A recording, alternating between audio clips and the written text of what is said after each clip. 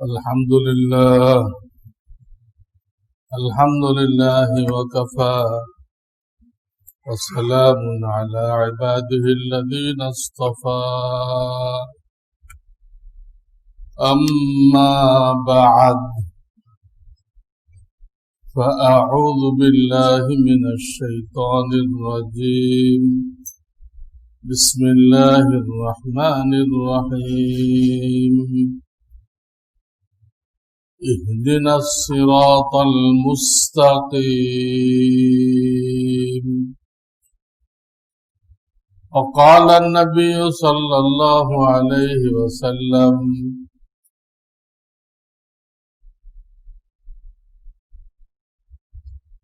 اتبعوا السواد الأعظم فإنه من شذ في النار أو كما قال النبي صلى الله عليه وسلم बुजुर्गान मुहतरम আল্লাহর ফজলে আমরা আরবি নতুন বৎসরে প্রবেশ করলাম।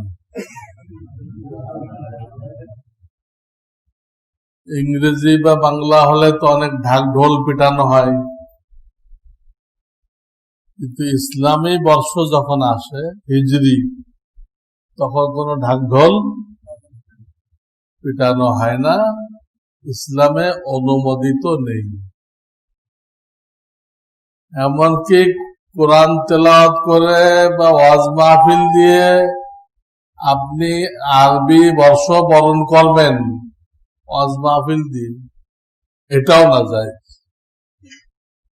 এটা আল্লাহর হুকুম শেখার নাই।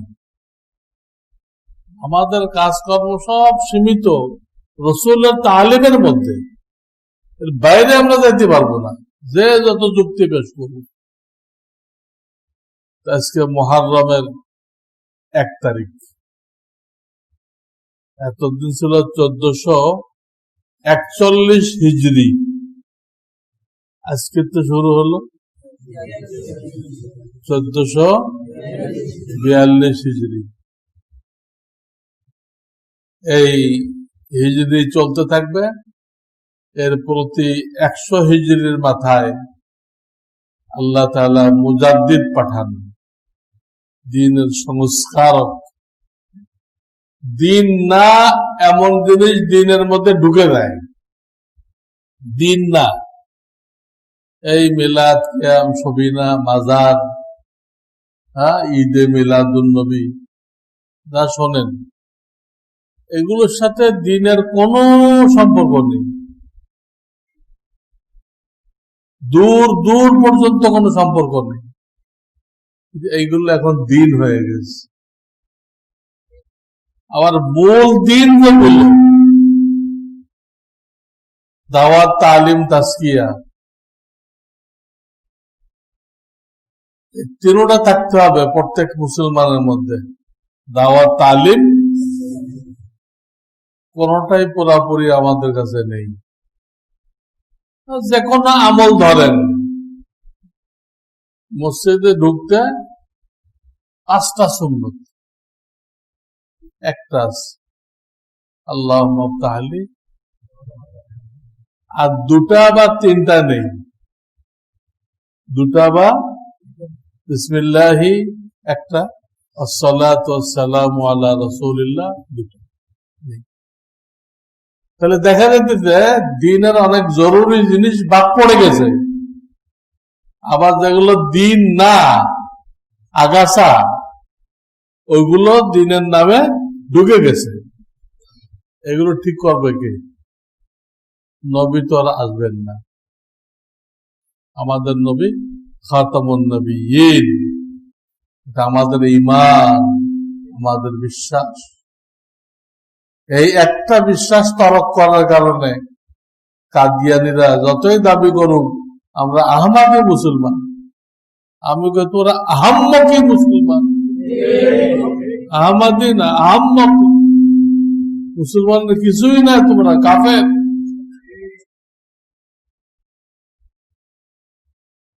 তো উনি শেষ নবী, আর কোন নবী আসবেন না। তবে আল্লাহ রাব্বুল আলামিন উলামায়ে কেরাম রাখছেন, অনেক ভুল তারা ঠিক করবে,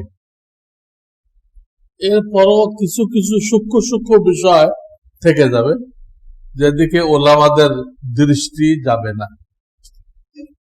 ওইগুলো ঠিক করার জন্য প্রত্যেক শতাব্দীর মাথায় আল্লাহ মুজাদ্দিদ পাঠাবেন। স্পষ্ট হাদিসের তর্জমা, এটা ব্যাখ্যা না, তর্জমা। মুজাদ্দিদ পাঠাবেন,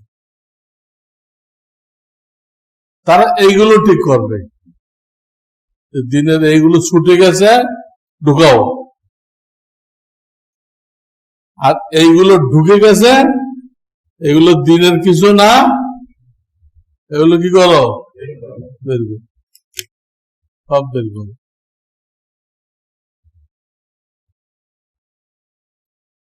এই মুজাদ্দিদ আসার সম্পর্ক এই আরবি বৎসরের সাথে, হিজরি বৎসরের সাথে।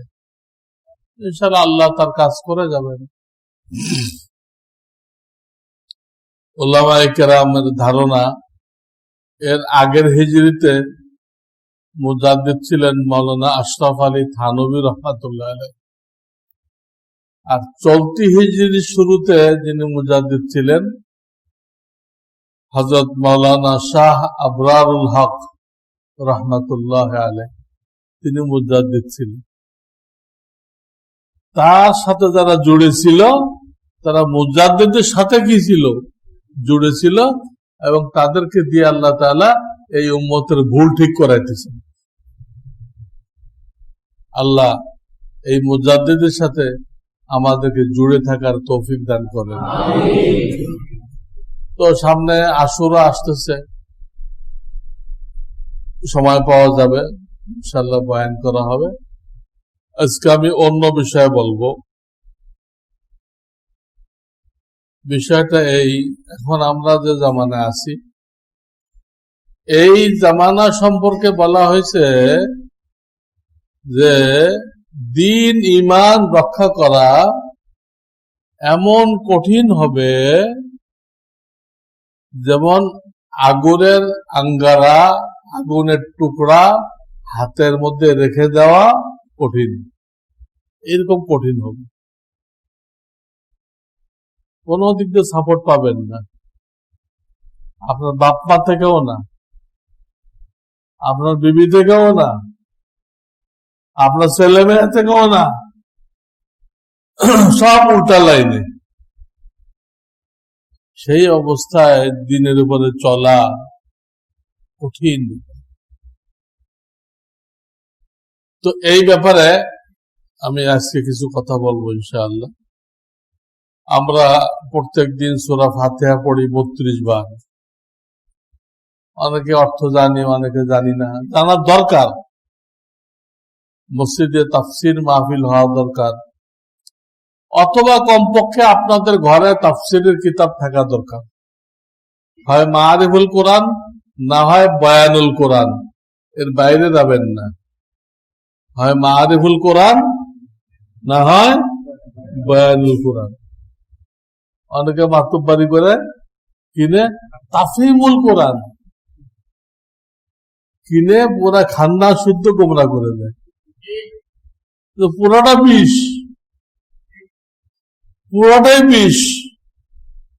গলত তাফসীর করা হয়েছে মিস্টার মওদুদের পক্ষ থেকে। আল্লাহ আমাদের ঈমানকে হেফাজত করে।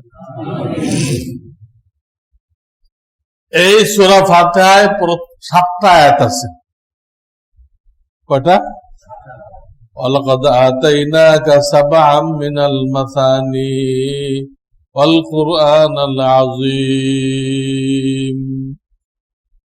তোমাকে এমন 7টা আয়াত আমি দিয়েছি, আল্লাহ বলতেছেন কোরআনে, যা বারবার পড়া হয়, এবং ওই 7টা আয়াত একাই কোরআনে আযীম। পুরা কোরআন রেখে দিলাম আর একদিকে, শুধু 7টা আয়াত। এটাকে আল্লাহ কি বলতেছেন? কোরআনে وَلَقَدْ آتَيْنَاكَ سَبْعًا مِنَ الْمَثَانِي وَالْقُرْآنَ الْعَظِيمَ। ফাতিহা সম্পর্কে বলা হয়েছে। এটা কোনো পাড়ার মধ্যে না। আমরা অনেকে ধারণা করি এটা হলো প্রথম পাড়ার মধ্যে, করি না ধারণা? এটা গলত। কোন পাড়ার মধ্যে না, এটা হলো পুরা কোরআন শরীফের ভূমিকা। যদি প্রথম পাড়া হয়, প্রথম পাড়ার ভূমিকা আর 29 পাড়ার ভূমিকা কই? হ্যাঁ, এই জন্য কোনো পাড়ার মধ্যে না। এটা প্রথম পাড়া শুরু হয়েছে সূরা বাকারা থেকে, এটা না। এটা তো পুরা কোরআন শরীফের সার নির্যাস। এখানে প্রথম 3 আয়াতে 7টা আয়াত আল্লাহর প্রশংসা করা হয়েছে, আপনারা দেখে নেবেন। চতুর্থ আয়াতে বলা হয়েছে আল্লাহ আমরা তোমারই ইবাদত করি, কাফেরদের মতো অনেক খোদার করি না। মুসলমান ছাড়া কেউ কিন্তু এক খোদার পূজা করে না। হিন্দুরা তো 36 কোটি, অথচ তাদের ধর্মীয় বইতে আছে ঈশ্বর একজন, কিন্তু এই ব্রাহ্মণরা সব উল্টাই দিছে। তাদের বইতে আছে যে একজন যে ঈশ্বর তার কোনো আকৃতি নেই, তার ছবি বানানো যাবে না, মূর্তি বানানো যাবে না, অথচ এরা মূর্তি বানায় পূজা করতেছে। সব শয়তানি এই ব্রাহ্মণরা করছে। আমার নাম দিতে সাধু। কিছু সাধু হইলা তুমি? সাধু মানে কি? যে নিজের নফসকে সিধা করে নিছে আত্মশুদ্ধির মাধ্যমে, নিজের নফসকে। তুমি কি আত্মশুদ্ধি করছো? কিন্তু পুরো জাতিকে গোমরাহ করছো। খ্রিস্টানরাও কয়েক খোদার পূজা করে, আল্লাহ, তার ছেলে, বিবি। ইহুদিরা কয়েক খোদার পূজা করে, সবাই মূর্তি পূজা করে। তো আমরা বলতেছি আল্লাহ আমরা তোমারই ইবাদত করি, আর কারো করি না। ওয়াইয়াকা নাস্তাঈন, এবং সকল ব্যাপারে তোমার কাছে সাহায্য চাই। তোমার কাছে, ভারতের কাছে না, আমেরিকার কাছে না, চীনের কাছে না। আমরা সাহায্য কার কাছে চাই? ভারত নিজে সাহায্য চায় গোমূত্রের, তার কাছে আপনি কি সাহায্য চাইবেন? ভারতের মন্ত্রীরা গোমূত্র খায়, আর তাদের পুঁজি হলো গোবর। এই গোবর আর গোমূত্র তাদের সবকিছু। তার কাছে সাহায্য চাওয়া এর থেকে আহাম্মকি, বেকুফি আর কি হইতে পারে? সবচেয়ে আহাম্মক জাতির। তো সকল ব্যাপারে আমরা আল্লাহ তোমারই সাহায্য চাই। এই গেল চতুর্থ আয়াত। আর থাকলো কয়টা? এই 3টা আয়াতে দোয়া। কি দোয়া? আল্লাহ তোমার কাছে সহজ সরল রাস্তা চাই, এবং তার উপরে যেন মৃত্যু পর্যন্ত কায়েম থাকতে পারি। হেদায়েতের এখানে অর্থ কায়েম থাকা, ইহদিনা। ইহদিনার ভিতরে হেদায়েত আছে। এই হেদায়েতের কয়েকটা অর্থ আছে। একটা অর্থ হলো কায়েম থাকা, এই সহজ সরল রাস্তা সিরাতে মুস্তাকিম, এর উপরে আমরা যেন মৃত্যু পর্যন্ত কায়েম থাকতে পারি। এরপরে আইডিয়া দেওয়া হয়েছে এটা কি জিনিস, সিরাতে মুস্তাকিমটা কি জিনিস। আইডিয়া দেওয়া হয়েছে যে সেটা হলো যারা তোমার দরবারে পুরস্কৃত হয়েছে তাদের রাস্তা, তাদের গায়রিল মাগযুবি আলাইহিম ওয়ালাদ দাল্লিন, ইহুদি খ্রিস্টান কাফেরদের রাস্তায় না। হেদায়েতের একটু ব্যাখ্যা দাও। যারা পুরস্কার পাইছে, নবী এবং সাহাবায়ে কেরাম, এরা পুরস্কার পাইছে, এদের রাস্তা ওটা হলো সিরাতে মুস্তাকিম। সিরাতে মুস্তাকিম না কোনটা? ইহুদি, খ্রিস্টান, অন্যান্য কাফেরদের যে রাস্তা, ওটা সিরাতে মুস্তাকিম না, ওটা গুমরাহের রাস্তা, ওটা গুমরাহের রাস্তা। আমরা বন্ধুত্ব করতেছি মূর্তি পূজকদের। কোরআনের 6 পারার শেষ পৃষ্ঠায় শেষ আয়াত, এখানে আল্লাহ তাআলা মুসলমানদের দুশমনদের একটা তালিকা দিয়েছেন, দুশমনদের তালিকা দিয়েছেন। সেখানে 1 নম্বরে আনছেন 2টা জাতি। 1 নম্বরে কয়টা আনছেন?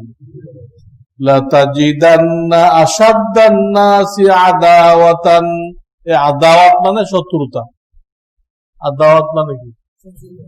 লাতাজিদান্না আশাদ্দান নাসি আদাওয়াতান লিল্লাযীনা আমানুল ইহুদ। ইহুদ মানে কি? ইহুদি। ওয়াল্লাযীনা আশরাকু, আর যারা মূর্তি পূজা করে, যারা মূর্তি পূজা করে। তাহলে 1 নম্বরে কারা হলো? ইহুদি এবং মূর্তি পূজক, এগুলো হলো 1 নম্বর। তো ইসলামী দেশ তো এখন দুনিয়াতে নেই। নবী করিম সাল্লাল্লাহু আলাইহি সাল্লাম এবং 4 খলিফা বা প্রায় মোগল পর্যন্ত হিন্দুস্তানে যে 800 বছর মুসলমানদের রাজত্ব ছিল, তখন পর্যন্ত কিন্তু কোরআন সুন্নাহ দিয়ে দেশ চালানো হইত। তারা ব্যক্তিগত জীবনে উল্টাপাল্টা করছে, কিন্তু দেশ চালানো হয়তো কি দিয়ে? ইংরেজরা যখন এ দেশ ছেড়ে পালাইলো, তখন আমাদের ঘাড়ে চাপাই দিয়ে গেল গণতন্ত্র। এটা ইহুদিদের আবিষ্কার করা একটা জিনিস। তো অধিকাংশ লোক যা বলে তাই হবে। আর আল্লাহ কইছে অধিকাংশ লোক বেকুব। কোরআন শরীফের ভুরি ভুরি আয়াতে আল্লাহ তাআলা বলেছেন, আমি লোক তৈরি করছি, এর অধিকাংশ হলো বেকুব। এর মধ্যে হাতে গোনা কয়েকজন জ্ঞানী, হাতে গোনা কয়েকজন কি? সব বেকুব। আমি কইলে তো পিটিয়ে দিবেন, আপনি সব বেকুব বানাই দিলেন আমাদের। এই আয়াত পড়েন নাই? ওয়ালাকিন্না আকসারান নাসি লা ইয়ালামুন। কি অর্থ? ওয়ালাকিন্না আকসারাল নাসি লা ইয়াকিলুন। তারপরে এক আয়াতে বলতেছে 8 পারার 1ম পৃষ্ঠায় যে ওয়াইন তুতি আকসারাহুম ইউদিল্লুকা আন সাবিলিল্লাহ। অধিকাংশ লোকরা দেখে দেখে যদি চলো, তুমি গুমরাহ হয়ে যাবে। অধিকাংশ লোক হেদায়েতের উপর নেই, কম লোক হেদায়েতের উপর আছে। তোরা দুনিয়াতে কত মানুষ, কিন্তু পার্সেন্টেজ বের করেন, তাতে কি হেদায়েতের উপরে বেশি হবে না কাফের বেশি হবে? এটাই করছে। আকসারা মানফিল আরদ ইউদিল্লুকা আন সাবিলিল্লাহ। আমি আমার লেখাতে কিতাবুল ঈমান বইটা, এখানে অন্তত 20টা আয়াত পেশ করছি, 20টা, যে আয়াতগুলো গণতন্ত্রের গোড়া কেটে দেয়, মূলচ্ছেদ করে দেয়। ইসলামে এর কোনো অবকাশ নেই। অধিকাংশ লোক কি করলো? এটা না, আল্লাহ কি করলো ওটা দেখতে হবে, আল্লাহ রসুল কি করলো ওটা দেখতে হবে। অধিকাংশ লোক কি জানে? কিছুই জানে না। আমাদের তো আল্লাহ রসুলকে দেখতে হবে। কুফর ইহুদিদের আবিষ্কার করা, ইহুদি খ্রিস্টানদের সম্মিলিত ধর্ম হলো গণতন্ত্র। এটা দিয়ে তারা বিশ্ব জয় করতেছে। গণতন্ত্র দেয়, একটা দেশে অনেকগুলো দল হয়, দেখে কোন দল দিয়ে তাদের কাজ হবে, তাদের পক্ষে কাজ হবে, ওই দলকে ক্ষমতায় নিয়ে আসে। আমার কথা বুঝছেন? গণতন্ত্র দিলে এক এক দেশে 5-7টা দল হয়ে যাবে। ওরা দেখে যে কোন দলটা আমাদের সাথে বেশি সম্পর্ক রাখে, ওকে পাওয়ারে নিয়ে আসে। কথা বুঝতেছেন? হ্যাঁ, এখন যে কাজ হাসিনার দ্বারা হইতেছে, এই কাজ যদি খালেদার দ্বারা হয়, কালকে তারে নিয়ে আসবে,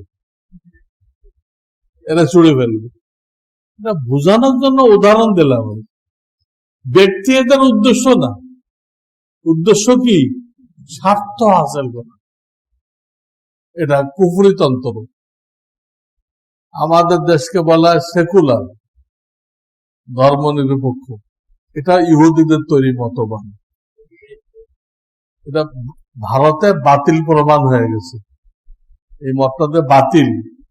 তাদের সংবিধানে লেখা আছে যে ভারত সেকুলার, ধর্ম নিরপেক্ষ, সব ধর্মের প্রতি সমান আচরণ করা হবে।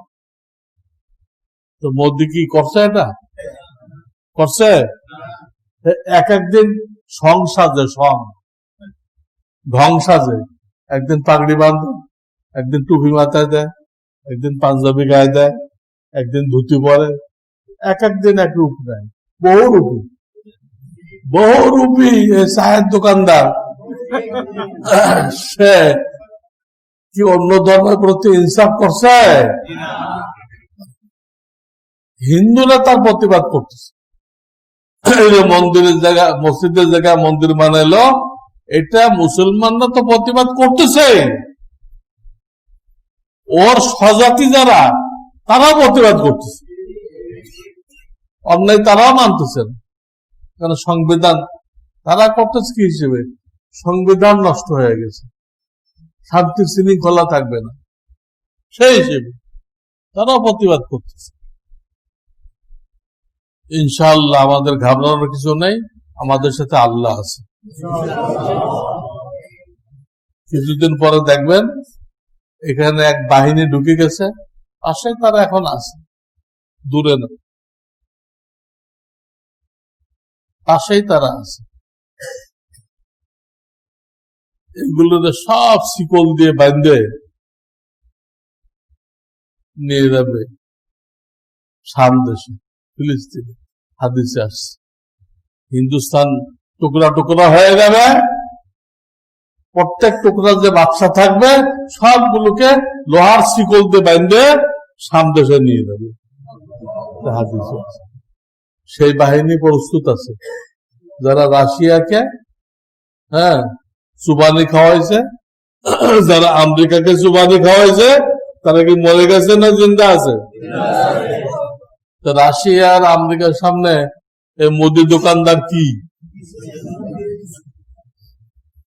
এত লাফালাফি করতেছে, তার দেশ টুকরা টুকরা হয়ে যাবে। আমি বলতেছিলাম সিরাতে মুস্তাকিমটা কি? আল্লাহ ধারণা দিলেন নবী আলাইহিস সালাতু সালাম এবং সাহাবীদের রাস্তা, আর কাফেরদের রাস্তা না, এই ধারণা দিলেন। আর একটু ব্যাখ্যা দেওয়া হলো কোন জায়গায়?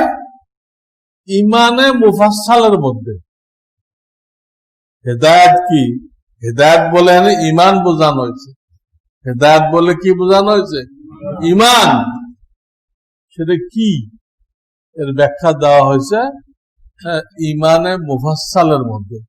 আমানতু বিল্লাহি, আল্লাহ, ওয়া মালাইকাতিহি, তার ফেরেশতা আমাদের সাথে সর্বক্ষণ।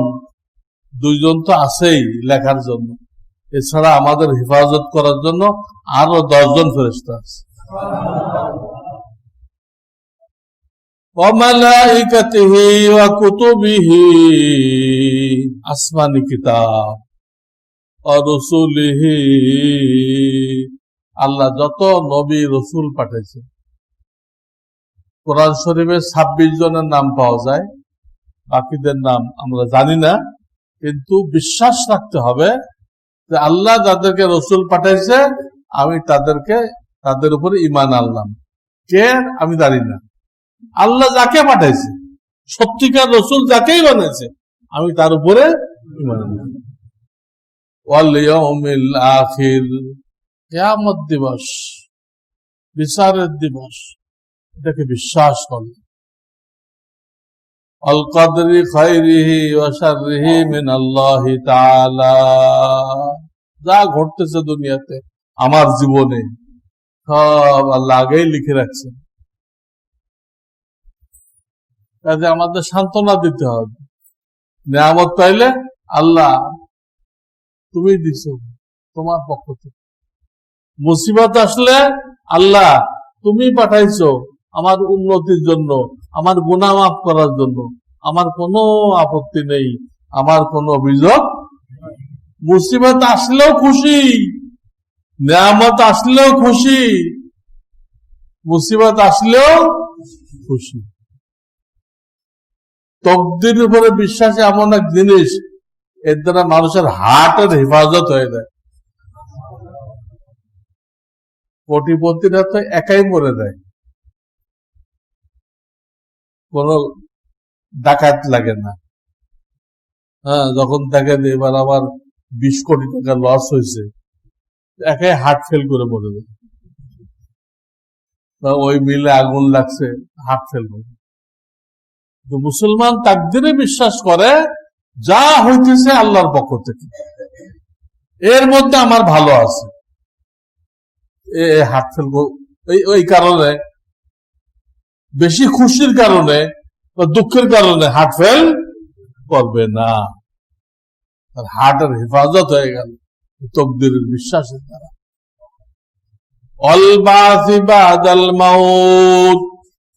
মৃত্যুর পরে আবার আমাদেরকে জীবিত করা হবে, পুরা জীবনের হিসাব চাওয়া হবে।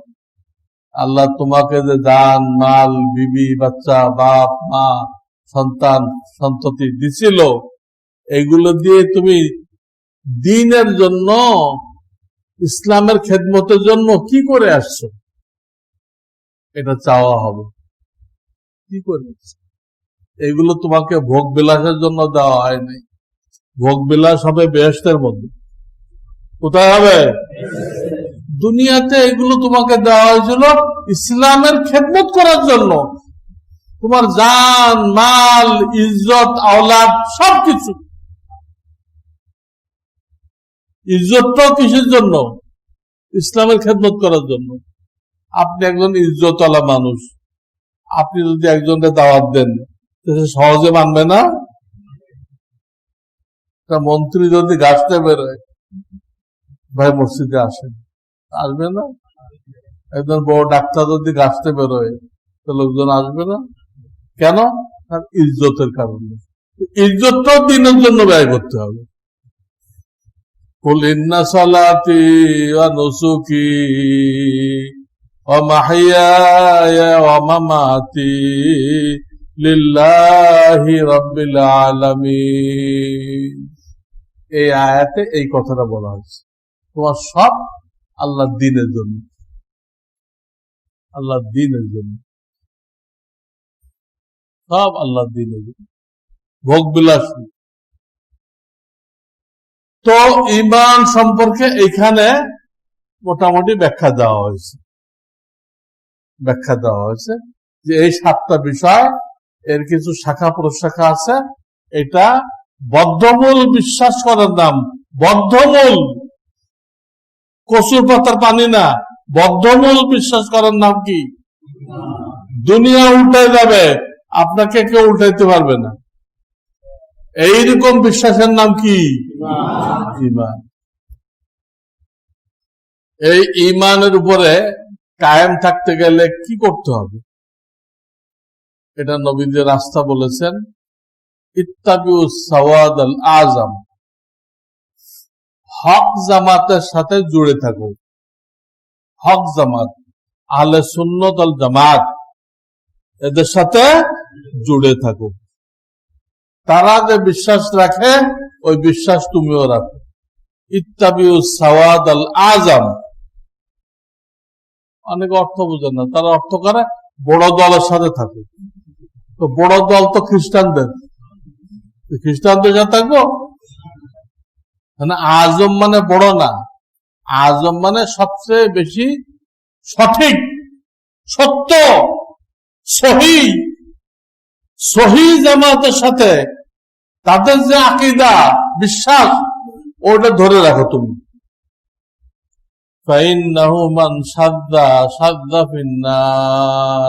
কারণ যে একটু ব্যতিক্রম করবে, নিজের বিশ্বাসকে একটু ভিন্ন রকম করবে, তাকে একাকী আলাদা ভাবে আল্লাহ দোজখে নিক্ষেপ করবেন, দোজখে নিক্ষেপ করবেন। তাহলে এই জামাতের সাথে টিকে থাকার উপায় কি হলো?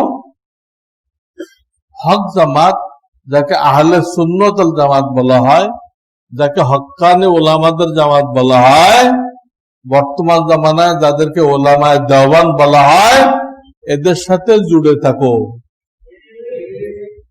আমলে ভুল থাকলে থাকতে পারে, ওটা ক্ষমাযোগ্য। আমলে ভুল থাকলে থাকতে পারে, এটা ক্ষমাযোগ্য। কিন্তু ইনশাআল্লাহ তোমার বিশ্বাসের মধ্যে কোনো ভুল থাকবে না। এবং কেউ যদি তোমার জন্য সুপারিশ নাও করে, স্বয়ং রব্বুল আলামিন তোমাকে দোজখ থেকে নিয়ে আসবে, আল্লাহ নিজে। আমি গত সপ্তাহে হাদিস শুনেছি, তাদের নাম কি হবে? আল্লাহ তাদেরকে নিজে নিয়ে আসবেন দোজখ থেকে, তাদের নাম কি হবে? আপনারা কিছু মনে রাখেন না? উতাকাউর রহমান, তাদের নাম কি? উতাকাউর রহমান। আমি মাঝে মধ্যে পরীক্ষা নিব আপনাদের, কারণ আমাদের এই মসজিদে কোনো ওয়াজ মাহফিল হয় না, এখানে কোরআন হাদিসের ক্লাস নেওয়া হয়। এটা 8-10টা মসজিদ মনে করেন, এটা কোনো ওয়াজ মাহফিল হয় না। এখানে কি হয়? কোরআন হাদিসের সবক দেওয়া হয়। সবক দিলে মাঝে মধ্যে পরীক্ষা নিতে হয় না? এই জন্য জিজ্ঞেস করলাম যে আল্লাহ নিজে তাদেরকে বের করবে, ওদের নাম কি? উতাকাউর রহমান। এই জন্য আহলে সুন্নাত ওয়াল জামাত, যাদেরকে নবীজি এইভাবে পরিচয় দিচ্ছেন, মা আনা আলাইহি ওয়া আসহাবি। আহলে সুন্নাত ওয়াল জামাত কোনটা? আমি আর আমার সাহাবায়ে কেরাম যে তরিকার উপর আছে, আমি এবং আমার সাহাবায়ে কেরাম যে তরিকার উপর আছে, এইটা হলো আহলে সুন্নাত ওয়াল জামাত। আর কোরআন বলতেছে সাহাবায়ে কেরামকে যারা অনুসরণ করবে কিয়ামত পর্যন্ত, আল্লাহ তাদের উপর রাজি হয়ে গেছেন এবং তাদের প্রত্যেকের জন্য জান্নাত তৈরি করে রাখছেন। 11 পারা সূরা তাওবা। والسابقون الأولون من المهاجرين والأنصار والذين اتبعوهم بإحسان رضي الله عنهم ورضوا عنه وأعد لهم جنات تجري تحتها الأنهار। এই আয়াত আল্লাহ বলছেন সাহাবারা সত্যের মাপকাঠি, নবীজি যেমন সত্যের মাপকাঠি, নবীজি তাদেরকে ট্রেনিং দিয়ে ওদেরকে কি বানাইছেন? আমি যে ছাত্রগুলো ট্রেনিং করতেছি, তারা আমার ফটোকপি না? আমি যা বলি তারা তাই বলবে না, তারা আর একটা বলবে। কারণ আমি যাদেরকে 16 বছর পড়েছি, 16 বছর পড়ে পাগড়ি পরে পাঠিয়ে দিতে দাও, আল্লাহর বান্দাদের খেদমত করো, সেটা আমার কথাগুলোই বলবে। আমার উস্তাদ আমাকে যা শিখাইছে আমি এখন সেইগুলো বলতেছি, আমি যাদেরকে শিখাইতেছি তারা ওইটাই বলবে। তো নবীজি যা শিখাইছিলেন 23 বছরে, সাহাবায়ে কেরাম তো ওইটাই কইছে। তো নবীজি যখন সত্যের মাপকাঠি, তো সাহাবায়ে কেরাম মাপকাঠি না? এই জন্য আল্লাহ হাদিসের মধ্যে সাহাবায়ে কেরামকে নিজের সাথে মিলায় রাখছেন রব্বুল আলামিন নিজেও সাহাবায়ে কেরামকে নিজের সাথে মিলায়ে রাখছেন।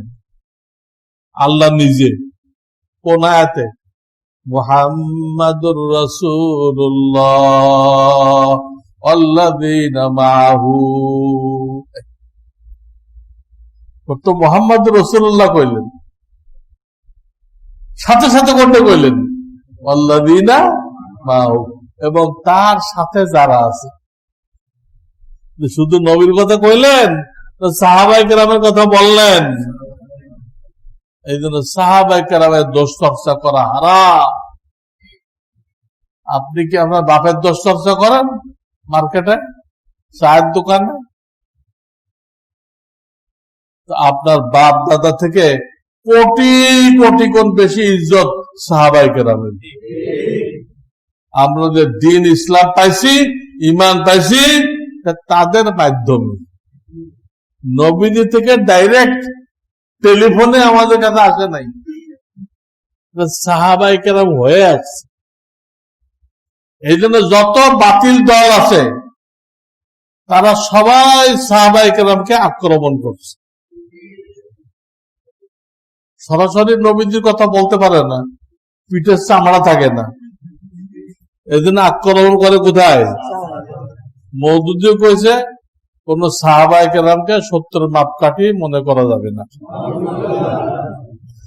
আহলে হাদিসরা কইছে যে নবীজির ইন্তেকালের পরে তারা সাহাবারা হকের উপরে কায়েম ছিল না।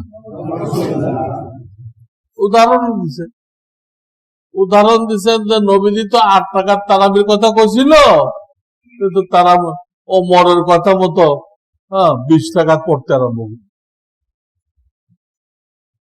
এটা হয়েছে উদাহরণ। নবী যদি 8 টাকা পড়ে থাকতেন আর ওমর 20 টাকা চালু করত, একজন সাহাবীও মানত? অথচ এখানে একজন সাহাবীও প্রতিবাদ করে নাই। তারা এই উদাহরণ দিচ্ছে। এগুলো আহলে হাদিসের উদাহরণ। আবার শিয়ারা বলতে, ইরানি শিয়া আর ইসরায়েল, এটা কিন্তু খালাতো ভাই, দুটোটা এক। আপনাকে দেখানোর জন্য সে যে ইসরায়েলের সাথে না, এটা দেখানোর জন্য অনেক কাজ করবে। এটাই রাজনীতি, এটার নাম কি? কিন্তু বাস্তব কি? এক। আরব দেশের শাসকরা ছাগলের 3 নম্বর বাচ্চা। এইগুলো ইরান থেকে আত্মরক্ষা করার জন্য ইসরায়েলের সাথে বন্ধুত্ব করতেছে। ইসলামের 1 নম্বর দুশমন। আমরা তো মূর্তি পূজকের সাথে বন্ধুত্ব করতেছি, তারা করতেছে ইহুদিদের সাথে। লাভটা কি? তুমি তো সেই দুশমনের সাথে করলা, ওই ইসরায়েল তো ইরানের সাথে। তুমি তো দুশমনের কাছে বন্দী হয়ে গেলা। কিন্তু এইটুক আকল আরব শাসকদের নেই, এই বিন সালমানের নেই, এই মোহাম্মদ বিন জায়েদের নেই। এই জন্য বললাম আরব শাসক গুলো ছাগলের 3 নম্বর বাচ্চা। এগুলো বড় বড় মুনাফেক, বড় বড় মুনাফেক। এত বড় মুনাফেক বিশ্বে আর নেই, যারা মুসলমান ভাইদের পিঠের মধ্যে ছুরি মারে আর ইহুদিদের সাথে বন্ধুত্ব করে। তাদের মতো মুনাফেক আল্লাহর জমিনে আছে? এই অবস্থা। তো সাহাবায়ে কেরাম সত্যের মাপকাঠি মানতে হবে। আমি বলতেছিলাম সব বাতিলরা সাহাবীদের উপর হামলা করছে। শিয়ারা কি করেছে? ইরানের শিয়া, ওরা দাবি করে আমরা মুসলমান, আসলে মুসলমান না, শিয়া কাফের। শিয়া কি? কাফের। এদের সামনে আসতেছে 10ই মুহররম মিছিল বের করে। কারা বের করে? হায় হুসাইন, হায় হুসাইন।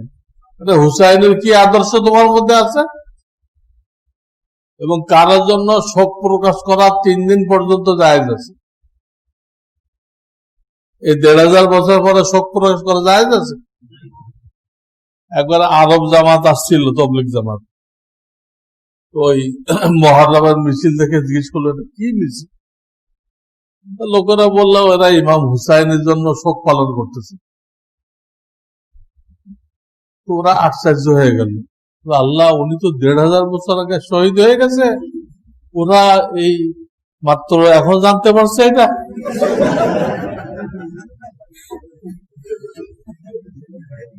এখন শোক পালন করতে, শোক পালন তো ৩ দিনের মধ্যে হয়, তারপর ওরা ৩ দিনের মধ্যে জানতে পারছে যে ইমাম হুসাইন শহীদ হয়ে গেছে। ওরা আশ্চর্য হয়ে গেছে, এত পরে জানতে পারলো। এরা হলো শিয়া। অনেক সুন্নিরাও ওদের সাথে মিলে দেয় হালুয়া রুটি খাওয়ার জন্য। খবরদার, ওরা দেখতেও যাবেন না। এরা কি কইছে, নবীজির ইন্তেকালে পরে ৫ জন সাহাবী বাদে আর সব বেঈমান হয়ে গেছিল, সব বেঈমান হয়ে গেছিল। ৫ জনকে আলী, ফাতেমা, হাসান, হুসাইন, আম্মার, কজন হলো? এই ৫ জন বাদে সব বেঈমান হয়ে গেছিল। আক্রমণ করলেন না সাহাবীর উপরে। এখন আর একজন বেরোয়েছে, টাঙ্গাইলের এক হোমিও ডাক্তার, এখন তো মরে ভূত হয়ে গেছে। এর নাম হলো বায়েজিদ খান পন্নী। হ্যাঁ, বায়েজিদ খান, এজিদ খান হওয়ার দরকার ছিল, বা এজিদ। তো এ লোক হোমিও ডাক্তার ছিল। এর নতুন একটা ইসলাম প্রচার করলো। এগুলো হয় কি, শয়তান আসে, বিরাট আবাকাবা গায়ে দিয়ে, বিরাট পাগড়ি মাথায় দিয়ে হুজুরকে সুরতে আসে। কারো কাছে সরাসরি আসে, কারো কাছে ঘুমের মধ্যে আসে।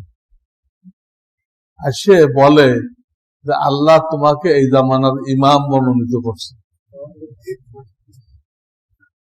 তোমাকে দিয়ে আল্লাহ বিশাল কাজ নেবেন, তুমি লোকদেরকে দাওয়াত দিতে শুরু করো। সেও ধোঁকা খায়, ঠিকই আমার মনে এই জামানার ইমাম বানাইছে। আরে তুমি হোমিও ডাক্তার, তোমার দাড়িগুলো গালের সাথে মিলানো, হ্যাঁ, ১ লাইন মাদ্রাসায় পড়ো নাই, তুমি ইমামুজ্জামান।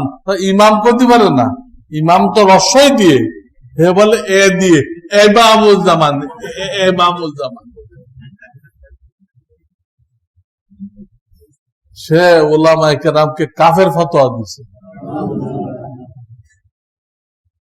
এবং সে বলছে, সে একটা ভাষণ দিয়েছে 10 মিনিট, দিয়ে বলছে এই ভাষণের মধ্যে আল্লাহ তাআলা আমাকে 8টা মুজিজা দান করছে।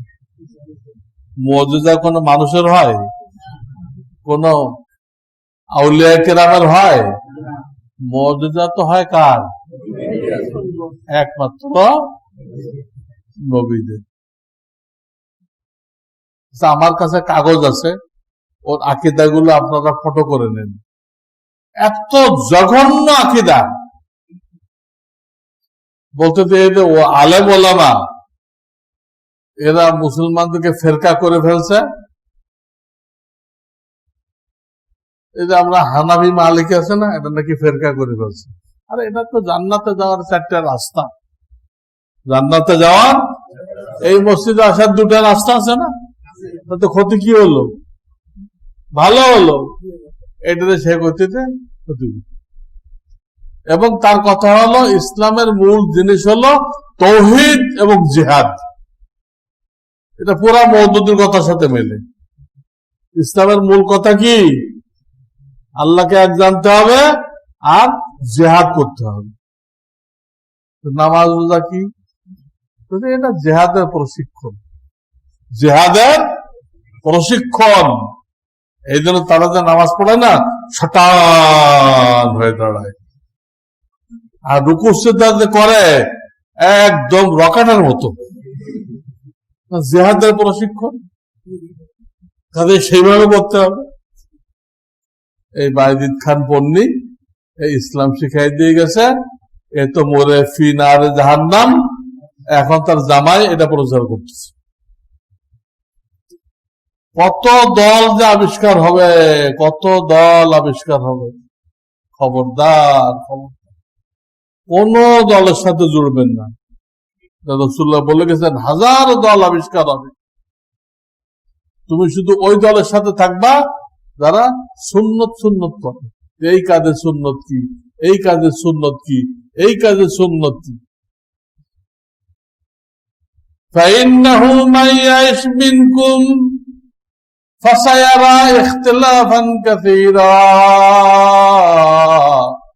আমার পরে তোমরা যারা বেঁচে থাকবা তারা বহু দল উপদল দেখবা, কারোর সাথে যাইবা না। তোমাদের কাজ হলো আলাইকুম বিসুন্নতি ওয়া সুন্নাতিল খুলাফায়ে রাশিদিন। এই জন্য এর মতো বায়জিদ খান পন্নীর মতো বহু কিছু বের হবে। ওরা নাম দিছে হিজবুত তাওহীদ। নাম শোনেন না আপনারা? কেউ যে থাকলে তওবা করে বেরোয় আসেন, একদম কাফের। এর প্রত্যেকটা কথা কুফরি কথা। ও টোটাল আকীদা জানতে হলে নামাজের পরে আমার কাছে কাগজ নিয়ে ফটো করে নিই, সব আকীদা, নামাজ, রোজা, হজ, যাকাত, এগুলো জিহাদের ট্রেনিং, এগুলো কোনো ইবাদত না। এমন আশ্চর্য আশ্চর্য কথা সে বলে গেছে, এবং আল্লাহ তাকে এই জামানার ইমাম নিযুক্ত করছে। তাকে যারা মানবে তারা 2 জন শহীদের সমান সওয়াব পাবে, এবং তাকে যারা মানবে না তারা সব কাট্টা কাফের হয়ে যাবে। তার ফতোয়া অনুযায়ী আমরা সব কাফের। এই হলো বায়েজিদ খান পন্নীর হিজবুত তাওহীদ। এর আগে ছিল হিজবুত তাহরীর, ওটা তো জামাত শিবিরের বি টিম, জামাত শিবিরের বি টিম, যোদ্ধা বাহিনী। হিজবুত তাহরীর, আর এটা হলো হিজবুত তাওহীদ, এটাও একদম কাফের বাহিনী। এরকম আরো কত দল বেরোবে আমি জানি না। আমি একটা ফর্মুলা আপনাদের বলে রাখলাম, এসব ফর্মুলা যাবেন না। হক্কানি উলামায়ে কেরাম, দেওবন্দি উলামায়ে কেরাম যে আকীদা পোষণ করে, কিতাবুল ঈমানে আমি যে আকীদা লিখে দিছি এর উপরে কায়েম থাকবেন। সর্বশেষ হাদিস বলে দিচ্ছি, নবীজি বলে গেছেন ফাইন্না শায়তান যিবুল লিল ইনসান। নবীজি বলে গেছেন বকরির যেরকম নেকড়ে বাঘ থাকে, বকরির কি থাকে?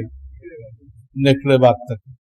সে কিন্তু যে কোনো বকরিকে ধরে না, যেটা আলাদা হয়ে যায়, দলছুট হয়ে যায়, ওটাকে ধরে।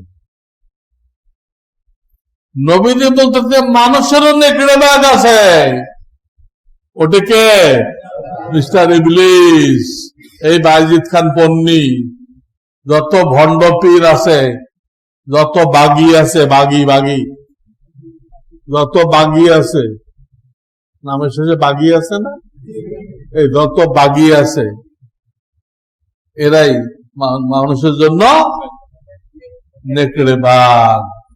তাহলে যদি আপনি এই হক্কানি ওলামাদের আকীদা থেকে একটু বিচ্ছিন্ন হয়ে যান তো ওর কারোর খপ্পরে পড়বেন। এই জন্য নবীজি এক হাদিসে বলছেন মান খলা রিবকাতাল ইসলাম আন উনুকিহি, যে একটু বিচ্ছিন্ন হবে, অল্প একটু, সব মানি এটা বুঝি আসবে, ইসলামের সব মানি আমি এটা বুঝি আসবে, এটা কইলেন। এই হাদিস বলতেছে যে আপনার গলায় আল্লাহ একটা রশি দিয়ে রাখছিল, হেদায়েতের রশি, আপনি যেন সিরাতে মুস্তাকিম থেকে ছিটকে না পড়েন, একটা রশি দিয়ে রাখছিল, আপনি সেই রশিটা খুলে ফেলে দিলেন, সেই রশিটা খুলে ফেলে দিলেন, আপনি কোথায় ছিটকে পড়বেন, কোন বেঈমান হইবেন, কোন নাস্তিক মুরতাদ হবেন কেউ গ্যারান্টি দিতে মান খলা রিবকাতাল ইসলাম আনু নকিহি, ইসলামের রশিকে সে গর্দান থেকে খুলে ফেলল, একটু নতুন কিছু বিশ্বাস করল। ওই যে পাকিস্তানের প্রথম সচিব ছিল, পাকিস্তানের প্রথম সচিব, ধর্ম সচিব, সে কইতো আমি সব মানি, ইসলামের সব মানি, কিন্তু ফেরেশতাটা বুঝে আসে না, ফেরেশতা বুঝে আসে না, কি হবে? কাফের। এই কাদিয়ানীরা সব মানে, কিন্তু আমাদের নবীকে শেষ নবী মানে না, তো কি হবে? একটা না মানলে সে কাফের। লোকেরা ধোঁকা পায়, উনি তো নামাজ পড়ে, উনি তো 5 ওয়াক্ত জামাতে আসে, উনি তো হজে যায়, উনি কাফের হয় কিভাবে? এই হলো পাবলিকের ধোঁকা। আরে বাবা, ওইগুলো হলো ইবাদত। ইবাদত ভিন্ন জিনিস, হাত পাও দিয়ে করতে হয়, আর ইমান ভিন্ন জিনিস, এটা কলবের মধ্যে বসাইতে হয়। আপনি যেটা কইতেছেন ওটা ইবাদত, ওর দ্বারা ইমান প্রমাণিত হয় না। একজন 5 ওয়াক্ত নামাজ পড়ে পয়লা কাতারে, এর দ্বারা প্রমাণ হয় না যে তার ইমান ঠিক আছে। ইমান আলাদা জিনিস, আলাদা ভাবে শিখতে হয়। এই জন্য বেশি বেশি কিতাবুল ইমান পড়বেন, এবং হক্কানে ওলামায়ে কেরামের যে বিশ্বাস, ওই বিশ্বাস থেকে এক জাররা বিন্দু মাত্র নতুন কোন বিশ্বাস আপনি গ্রহণ করবেন না। জান যায় যাক, এটাই জান্নাতের রাস্তা, এটাই সিরাতে মুস্তাকিম। সূরা ফাতিহায় এই একটা দোয়া শেখানো হয়েছে, আর কোন দোয়া নেই। সূরা ফাতিহা পুরা কোরআনের খোলাসা, একটা দোয়া শেখানো হয়েছে, সিরাতে মুস্তাকিমের উপরে কায়েম থাকার জন্য আল্লাহর কাছে দোয়া করুন। আমরা সবাই রাজি আছি না? আমরা হক্কানে ওলামায়ে কেরামের যে বিশ্বাস, ওই বিশ্বাসের সাথে জুড়ে থাকবো। আল্লাহ আমাদেরকে মৃত্যু পর্যন্ত জুড়ে থাকে ঈমান নিয়ে যাওয়ার তৌফিক দান করেন। ওয়া আখিরু দাওয়ানা আনিল হামদুলিল্লাহি রাব্বিল আলামিন।